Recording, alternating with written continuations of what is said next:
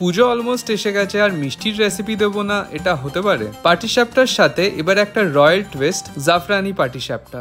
এই মিষ্টিটা আপনাদের বারবার বানাতেই হবে, এটা নেক্সট লেভেল খেতে হয়েছে। পুজোর 5 দিন মানেই হচ্ছে ভোগ, আড্ডা আর অবশ্যই মিষ্টি মুখ। আর পুজোর রান্নাতে কেসার না দিলে পুজো পুজো ভাবটা আসে না, সেটা কালারের জন্য হোক বা ওই ম্যাজিক্যাল অ্যারোমা। এবার স্পাইস হোক বা কেসার, আমরা ব্যবহার করি এভারেস্ট কেসার, যা প্রত্যেক পুজোর প্রস্তুতিতে আনে শুদ্ধতা। গ্রেটেড নারকোল, দুধ আর এভারেস্টের কেসার, এই ফিলিংটা এক কথায় হবে অসাধারণ। এবার আসি বাইরের লেয়ারে। চালের গুঁড়ো, ময়দা, সুজি, চিনি আর দুধ দিয়ে একটা স্মুথ ব্যাটার বানিয়ে নেবো। প্যানে হালকা ঘি ব্রাশ করে একটা পাতলা লেয়ার ছেড়ে দেবো। সাইডস গুলো প্যান থেকে ছেড়ে আসলেই বাস আমাদের পাটিসাপটা রেডি। একবার খেলেই বাড়ির সবাই হোক বা গেস্ট ইমপ্রেসড তো হবেই। বেশ ভালো হয়েছে, আর একটা দিস তো।